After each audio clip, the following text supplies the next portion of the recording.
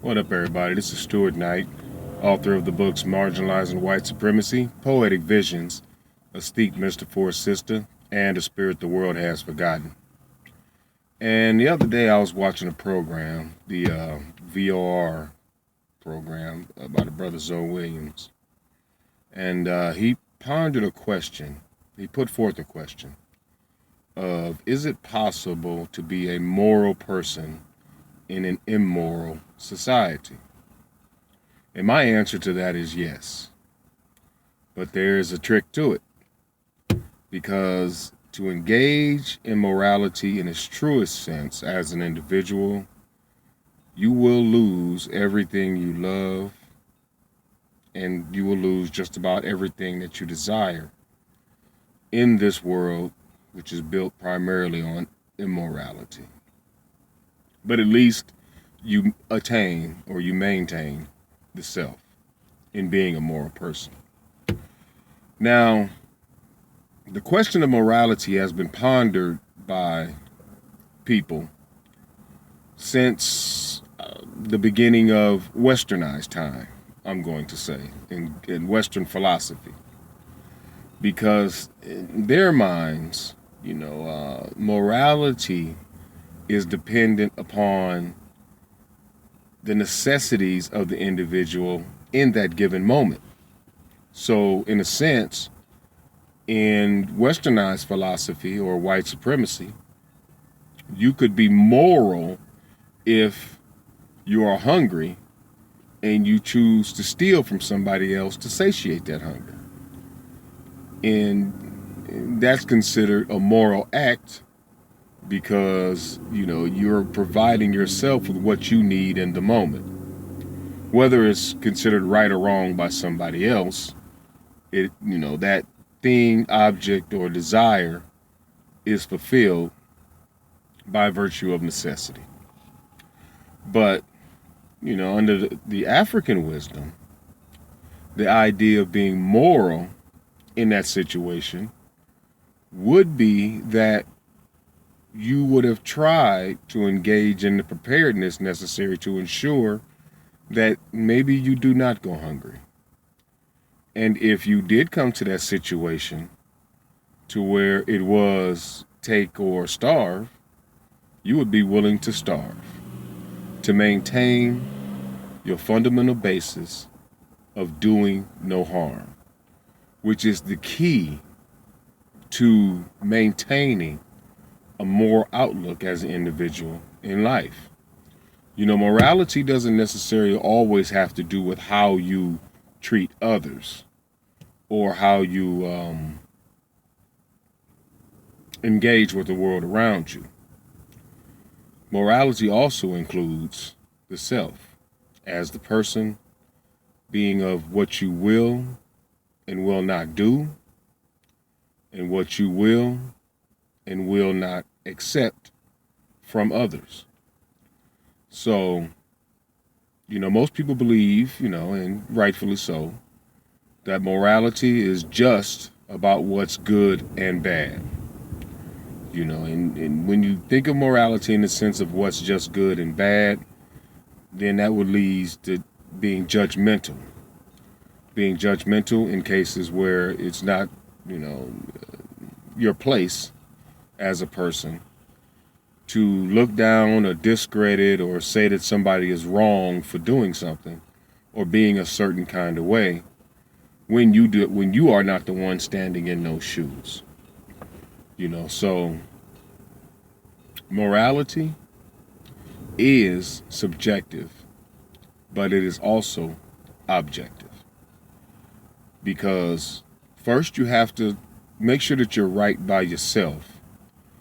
And not only that, you make sure that you're doing what is the good thing or what is the beneficial thing, not just for yourself, but for others, in just about every and any choice moment.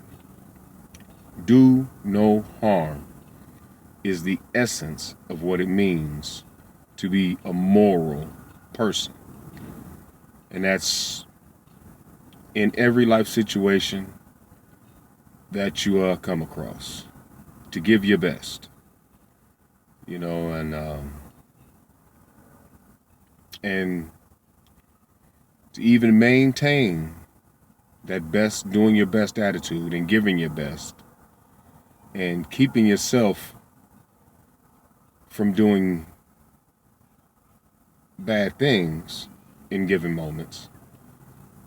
Because being moral, you will lose a lot of things in a selfless and a selfish society. In a selfish society, not a selfless society, a selfish society. Because most people in this world are geared towards satiating their own desires in everything. It's not just sex. It can be the acquisition of wealth, the pursuit of happiness, just about everything. Most people are selfish. They want everything to fit what makes themselves feel good. And in being a truly moral person, a lot of times you cannot, play along with that, because what they want is either not right or it's harmful to not only to themselves but to others. So you have to step aside and move on, or just kind of disconnect yourself from those kind of situations, which may cause you to lose your integrity in the moment just to be accepted. And that's sad. That's really sad. So, just keep in mind that, if you're going to learn what the right thing to do in a given situation, learn the self first. Learn the things that you will and will not accept, the things that you do and do not desire. Learn yourself. And then make sure that after you've learned yourself, that you put your best self forward towards the world in every endeavor that you engage in, I should say. That way, you're being the most morally correct person that you can be. And as an individual also, don't be ashamed, or don't be scared, I should say, to sacrifice. Because in really practicing your morality as a person in this world of want, you gotta sacrifice. There's some things you're gonna have to give up, things that you instinctually desire, that you have to let go because they do harm. They really do harm. And in the end, if you you're willing to take that sacrifice and you deal with your suffering, you may not get what you want, but the blessings to come will be exactly what you need. I can definitely testify to that. Definitely testify to that. You will do without, but in those instances when you really need, you will have. It's a tough game, especially in this world. But the big morality when it comes to fighting white supremacy is understanding that it does harm. And the truly moral person always works to bring order out of chaos. So if you're truly a moral person, you will despise the system and the nature of white supremacy in all of its facets, and you will work against it just for the simple fact that you want to bring order to your environment around you and to the world in general. When it comes to spirituality, morality means do no harm to yourself and to others if possible. It's tough, but it can be done. It can be done. You just got to be willing to lose some things. So, really truly seek morality. You won't find it in the Bible. You can find it in ancient African studies of the Kemetic mysteries, if you can.